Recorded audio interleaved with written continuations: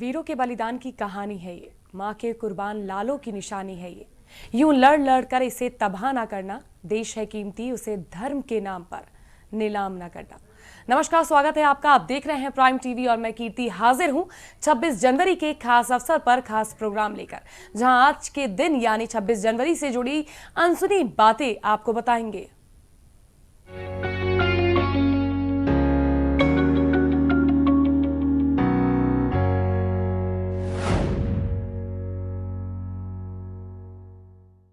भारत विश्व के उन गिने चुने देशों में से एक है जहां हर वर्ग और समुदाय के लोग मिलजुल कर रहते हैं। भारत धार्मिक विविधताओं के कारण विश्व भर में जाना जाता है। यहाँ हर दिन कोई ना कोई त्योहार मनाया जाता है।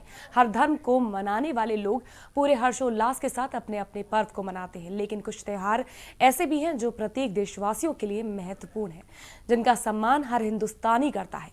उन्हीं में से एक है 26 जनवरी। 26 जनवरी भी देश का राष्ट्रीय पर्व है।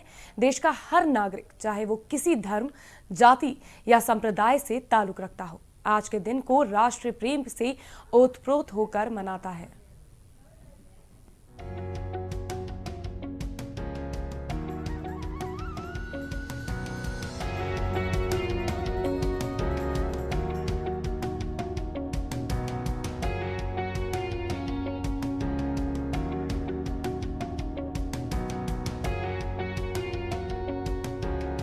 आओ मिलकर तिरंगा लहराएं, आओ तिरंगा फहराएं। अपना गणतंत्र दिवस है आया, झूमे नाचे खुशी मनाएं। खुशी से मनाएंगे हम 72वां गणतंत्र हमारा।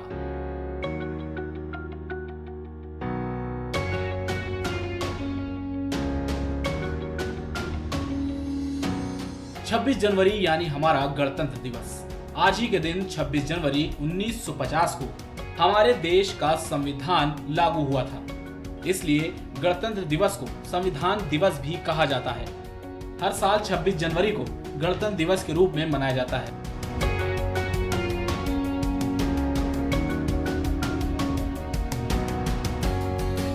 भारत में सरकारी और गैर सरकारी कार्यालयों में बड़े उत्साह के साथ गणतंत्र दिवस को मनाया जाता है।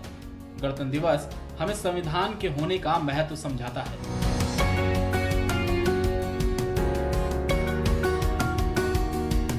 भारत के इतिहास में गणतंत्र दिवस का एक खास महत्व है। हर साल भारत के गणतंत्र दिवस समारोह पर पूरी दुनिया की नजरें बनी रहती हैं। तो वहीं इस बार का गणतंत्र दिवस कई मायनों में अलग हुआ।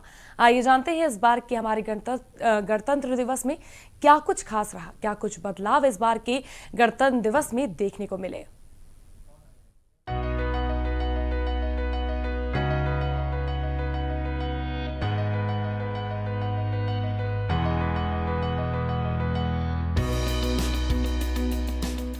कोविड-19 से पैदा हुए हालातों के कारण इस बार के गणतंत्र दिवस समारोह में कई बदलाव हैं। कुछ चीजें ऐसी भी हैं जो देशवासियों को पहली बार गणतंत्र दिवस समारोह में देखने को मिली।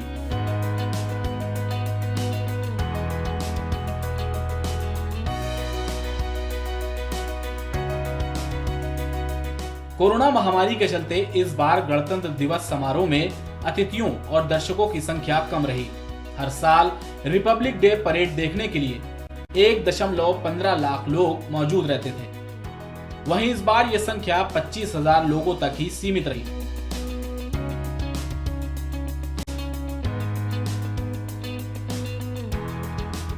सोशल डिस्टेंसिंग, मास्क लगाए रखने जैसी एहतियात समारोह में भी देखने को मिले।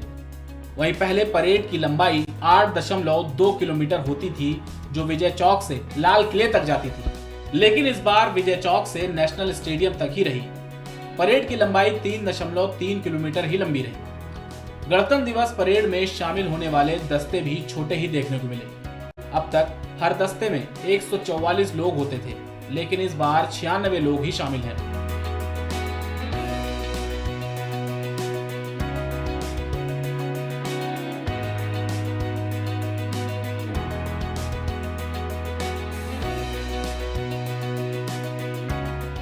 रिपब्लिक डे की परेड में इस बार छोटे बच्चों ने हिस्सा नहीं लिया। 15 साल से ज्यादा उम्र के स्कूली बच्चे ही शामिल रहे। साथ ही दिव्यांग बच्चे भी इस बार शामिल नहीं हुए। वहीं जितनी सीटें थी उतने ही लोगों को इजाजत भी मिली। गणतंत्र दिवस समारोह में इस बार विदेश का कोई गणमान्य मुख्य अतिथि के तौर पर शामिल नहीं हुआ। 1966 के बाद ऐसा पहली बार हुआ है कि भारत के गणतंत्र दिवस समारोह में किसी दूसरे देश का प्रमुख मुख्य अतिथि शामिल नहीं हुआ। विश्व में फैली कोविड-19 महामारी को देखते हुए इस साल 26 जनवरी पर किसी विदेशी मुख्य अतिथि को गणतंत्र दिवस समारोह का हिस्सा नहीं बनाने का फैसला किया गया था। पहले ब्रिटेन के प्रधानमंत्री बोरिस जॉनसन गणतंत्र दिवस समारोह के मुख्य अतिथि होने वाले थे, लेकिन ब्रिटेन में कोविड-19 का नया प्रकार सामने आने और उससे पैदा हुए हालात को देखते हुए ब्रिटिश पीएम ने अपना भारत दौरा रद्द कर दिया था।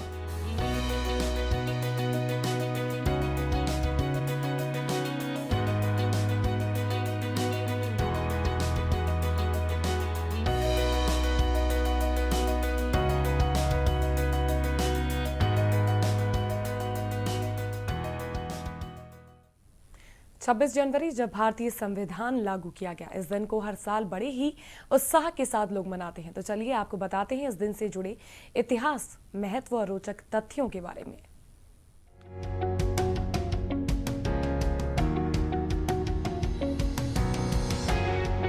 भारत में हर साल 26 जनवरी को गणतंत्र दिवस यानी कि रिपब्लिक डे के रूप में मनाया जाता है।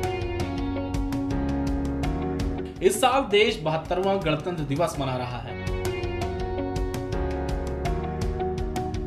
दरअसल 26 जनवरी 1950 को हमारे देश में संविधान लागू हुआ, जिसके उपलक्ष्य में हर साल 26 जनवरी को गणतंत्र दिवस के रूप में मनाया जाता है। एक स्वतंत्र गणराज्य बनने के लिए भारतीय संविधान सभा द्वारा 26 नवंबर 1949 को संविधान अपनाया गया था, लेकिन इसे 26 जनवरी 1950 को लागू किया गया था। डॉक्टर भीमराव अंबेडकर ने संविधान को 2 साल, 11 महीने और 18 दिनों में तैयार कर राष्ट्र को समर्पित किया था। आपको बता दें कि हमारा संविधान विश्व का सबसे बड़ा संविधान माना जाता है। इसे बनाने वाली संविधान सभा के अध्यक्ष भीमराव अंबेडकर थे, जबकि जवाहरलाल नेहरू, डॉक्टर राजेंद्र प्रसाद, सरदार वल्लभ भाई पटेल, मौलाना अबुल कलाम आजाद आदि इस सभा के प्रमुख सदस्य थे।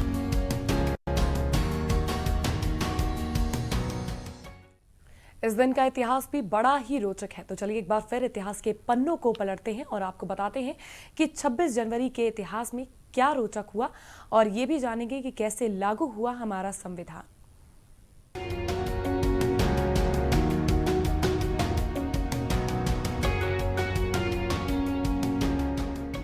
एक स्वतंत्र गणराज्य बनने और देश में कानून का राज स्थापित करने के लिए संविधान को 26 नवंबर 1949 को भारतीय संविधान सभा द्वारा अपनाया गया और 26 जनवरी 1950 को इसे एक लोकतांत्रिक सरकार प्रणाली के साथ लागू किया गया।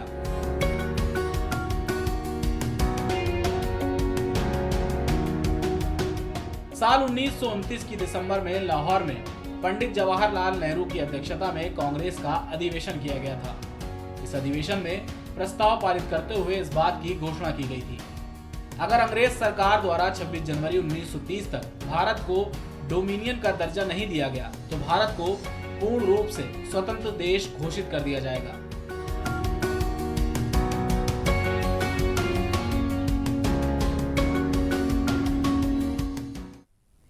तो ये आपने जाना कि कैसे लागू हुआ हमारा संविधान और इस दिन क्या कुछ खास किया जाता है।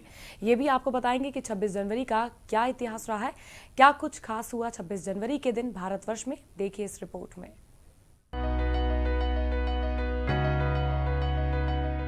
26 जनवरी 1930 तक जब अंग्रेज सरकार ने कुछ नहीं किया, तब कांग्रेस ने उस दिन भारत की पूर्ण स्वतंत्रता के निश्चय की घोषणा की और अपना सक्रिय आंदोलन आरंभ किया।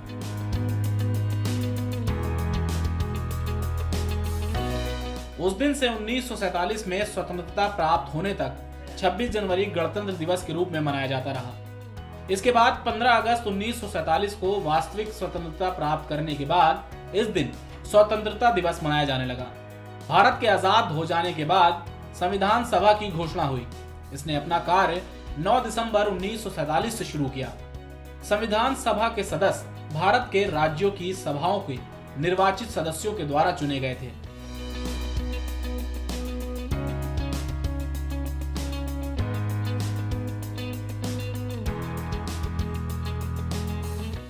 तो देखा आपने आज के दिन क्या कुछ खास हुआ था हमारे देश में। हमने इतिहास के पन्नों में दबे 26 जनवरी के इतिहास को बताने की कोशिश की। वहीं इस बार क्या कुछ खास हुआ, क्या कुछ बदलाव इस बार के गणतंत्र दिवस में हमें देखने को मिले, ये सब हमने आपको बताया गणतंत्र दिवस के इस खास मौके पर। तो इस प्रोग्राम में फिलहाल के लिए बस इतना ही। गणतंत्र दिवस की सभी देशवासियों को प्राइम टीवी की पूरी टीम की तरफ से ढेरों शुभकामनाएं।